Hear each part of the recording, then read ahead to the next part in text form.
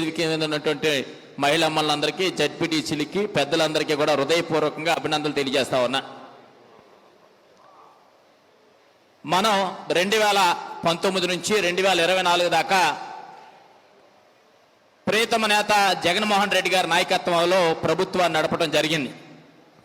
కానీ మనం ఎంతసేపు కూడా పేదవాడు బాగోవాలి, పేదవాడికి సంక్షేమ పథకాన్ని అందించాలి, బలహీన వర్గాలు బాగోవాలి, మహిళలకు బాగోవాలి, విద్యార్థులు బాగోవాలి, విద్యార్థులందరూ కూడా బాగా చదువుకోవాలి, విద్యా సంస్థలు బాగుపరచాలనే దాని మీదే ప్రధాన ఎజెండాతోటి అన్న జగన్మోహన్ రెడ్డి గారి నాయకత్వంలో మనం పనిచేయడం జరిగింది.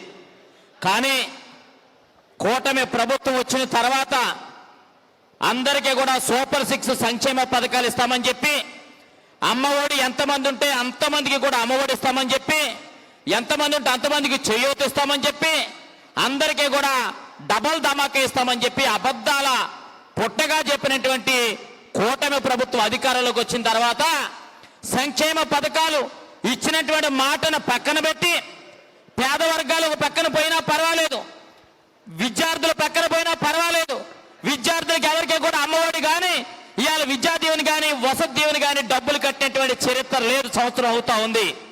ఒక పక్కన పిల్లలందరూ కూడా ఇబ్బంది పడుతూ ఉన్నారు. ఒక పక్కనేమో విద్యా సంస్థల పిల్లలు బయటికి ఎంటేసే పరిస్థితి కనిపిస్తా ఉంది. ఒక పక్కనేమో తల్లిదండ్రులు గొళ్ళుమని ఏడుస్తా ఉన్నారు. ఇంకొక పక్కన చేయూత లేదు, ఇంకొక పక్కన రైతు భరోసా లేదు, ఇంకొక పక్కన ఆటో వాలా లేదు, ఇంకొక పక్కన అనేక సంక్షేమ పథకాలు ఆఫ్ చేసినటువంటి ఈ కూటమి ప్రభుత్వం అనే విషయాన్ని మనందరూ కూడా గుర్తుపెట్టుకోవాలనే విషయాన్ని మీ అందరికీ కూడా తెలియపరుస్తా ఉన్నా.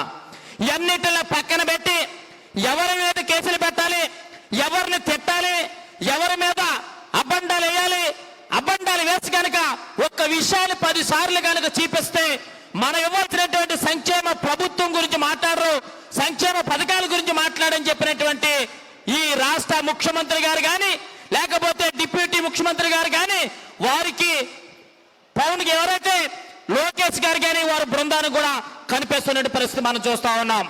మీ అందరికీ కూడా తెలుసు, కూటమి ప్రభుత్వం వచ్చి సంవత్సరం గడుస్తా ఉన్నా ఒక్క పథకం కూడా ఇచ్చినటువంటి పరిస్థితి లేదు. ఇవ్వకపోగా జగన్మోహన్ రెడ్డి గారి మీద, ఇవాళ వైఎస్ఆర్ కాంగ్రెస్ పార్టీలో ఉన్నటువంటి ప్రముఖులందరి మీద కేసులు పెట్టే పరిస్థితి మనకు కనిపిస్తా ఉంది.